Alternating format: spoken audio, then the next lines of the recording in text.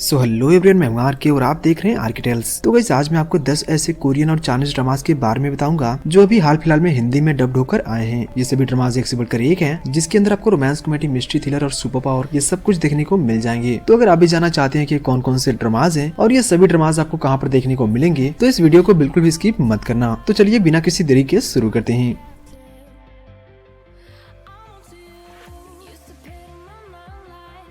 तो सबसे पहला जो हमारा ड्रामा है उसका नाम है मिस्टर प्लैंकटन। ये 2024 में एक रोमांस कॉमेडी कोरियन ड्रामा है जिसके अंदर कहानी दिखाई गई है हेजो नाम के एक लड़के की, जिसके माता पिता उसे बचपन में ही छोड़कर चले जाते हैं जब उनको मालूम होता है कि वो उनका बेटा नहीं है। जिसके बाद वो एक अनाथालय में बड़ा होता है और बड़े होने के बाद उसको मालूम होता है कि उसे एक बहुत ही सीरियस बीमारी है और उसके पास बहुत ही कम टाइम बचा है जीने के लिए। जिसके बाद वो अपने असली फादर को ढूंढने का निर्णय लेता है और इसी बीच वो हमारी फीमेल लीड को भी उसकी साजिश से किडनैप कर लेता है अपने इस मिशन में साथ देने के लिए। एक्चुअली हमारी फीमेल लीड भी एक अनाथ होती है और ये दोनों एक ही अनाथालय में बड़े हुए होते हैं और कुछ टाइम पहले दोनों रिलेशनशिप में भी थे, पर सम ऑफ द रीजन दोनों अलग हो गए थे। तो ऐसे में हेजो के साथ क्या होता है, क्या उसके असली फादर उसको मिलते हैं या नहीं, ये जानने के लिए आपको इस ड्रामे को देखना होगा। इसमें कुल 10 एपिसोड्स हैं जिसका रन टाइम 60 मिनट का होने वाला है, जिसे आप नेटफ्लिक्स पे देख सकते हैं। अब अगला जो ड्रामा है उसका नाम है रेडिएंट ऑफिस। ये 2017 की एक romance comedy business Korean drama है जिसके अंदर कहानी दिखाई गई हमारी फीमेल लीड की, जो जॉब के लिए काफी सारे इंटरव्यूज दे चुकी है लेकिन वो हर बार रिजेक्ट हो जाती है। इसी चीज से तंग आकर एक दिन वो सुसाइड अटेम्प्ट करती है, पर उसे किसी तरह से बचा लिया जाता है। फिर जब हॉस्पिटल में डॉक्टर्स उसका चेकअप करते हैं तो उनको मालूम होता है कि उसे एक बहुत ही सीरियस बीमारी है और उसके पास बहुत ही कम टाइम बचा है जीने के लिए, और इन्हीं आखिरी पलों में उसे एक कंपनी में जॉब भी मिल जाती है। तो ऐसे में वो हमारे मेल लीड से कैसे मिलती है और उसके साथ क्या सारी चीजें होती है, ये जानने के लिए आपको इस ड्रामे को देखना होगा। इसमें कुल 16 एपिसोड्स हैं जिसका रन टाइम 60 मिनट का होने वाला है, जिसे आप MX प्ले पे देख सकते हैं।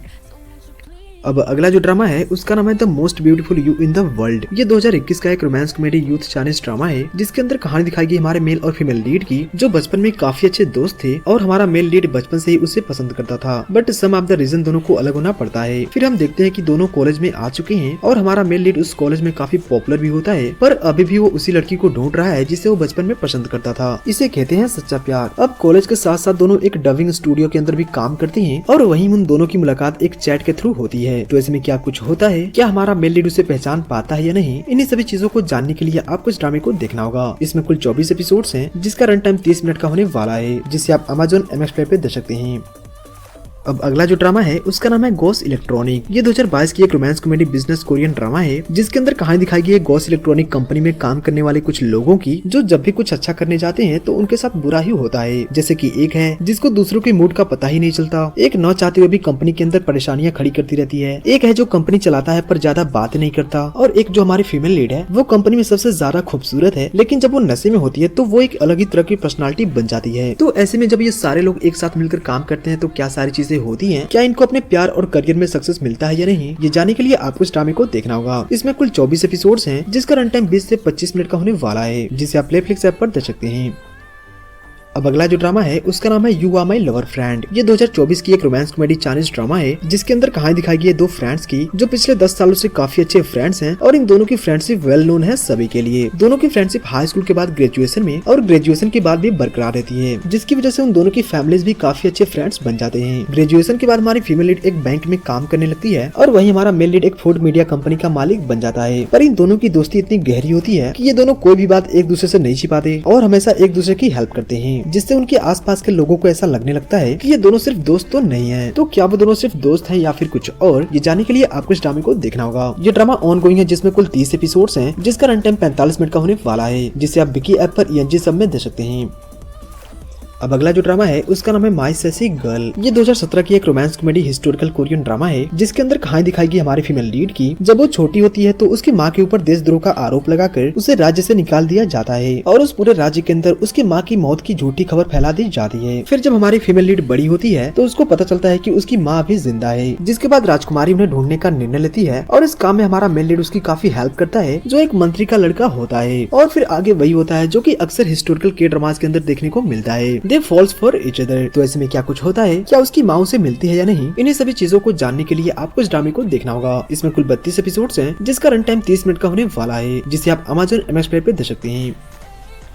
अब अगला जो ड्रामा है उसका नाम है लव विद फ्लॉवर्स। ये 2019 की एक रोमांस कॉमेडी कोरियन ड्रामा है जिसके अंदर कहानी दिखाएगी हमारी फीमेल लीड की, जो एक स्कूल में टीचर होती है और वो अपने 3 हैंडसम भाइयों के साथ रहती है जो हमेशा उसे प्रॉब्लम में डालते रहते हैं। पर कहानी में ट्विस्ट तब आता है जब एक दिन एक लड़का उसकी लाइफ में आता है जिसका नाम होता है कांगवू। एक्चुअली दोनों बचपन में एक स्कूल में पढ़ते थे और यहाँ तक कि कांगवू ने उसे प्रपोज भी कर दिया था, पर हमारी फीमेल लीड ने उसे रिजेक्ट कर दिया था। और अब जब दोनों बड़े हो गए हैं तो कांगवू के पास एक सुनहरा मौका है उससे रिवेंज लेने के लिए। तो कांगवू उससे कैसे रिवेंज लेता है और उन दोनों में कैसे लव होता है, इन सभी चीजों को जानने के लिए आपको इस ड्रामे को देखना होगा। इसमें कुल 32 एपिसोड्स हैं जिसका रन टाइम 30 मिनट का होने वाला है, जिसे आप MX Play पे देख सकते हैं।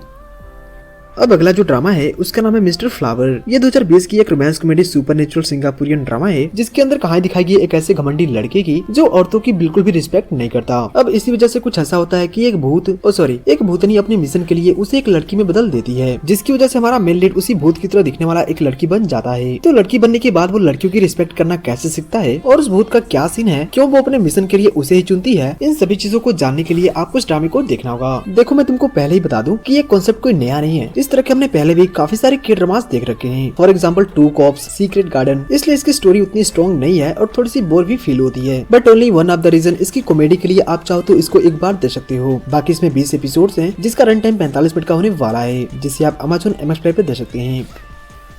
अब अगला जो ड्रामा है उसका नाम है the time we were not in love. ये 2015 की एक romance comedy youth Korean drama है जिसके अंदर कहानी दिखाई है 2 दोस्तों की जो 20 सालों से काफी अच्छे दोस्त होते हैं, पर उन दोनों को एहसास ही नहीं होता कि वो दोनों एक दूसरे से कितना प्यार करते हैं। ऐसे में दोनों शर्त लगाते हैं कि 35 की एज से पहले दोनों एक अच्छा पार्टनर ढूंढकर शादी कर लेंगे। लेकिन जब उन दोनों को अपना पार्टनर मिल जाता है तो भी वो एक दूसरे के BF और GF को पसंद नहीं करते, बिकॉज उनको पता ही नहीं होता कि वो दोनों एक दूसरे से लव करने लगे हैं। तो ऐसे में आगे क्या होता है, क्या वो दोनों अपनी फीलिंग्स बता पाते हैं या नहीं, ये जानने के लिए आपको इस ड्रामे को देखना होगा। इसमें कुल 16 एपिसोड्स हैं जिसका रन टाइम 1 घंटे का होने वाला है, जिसे आप Amazon MX Play पे देख सकते हैं।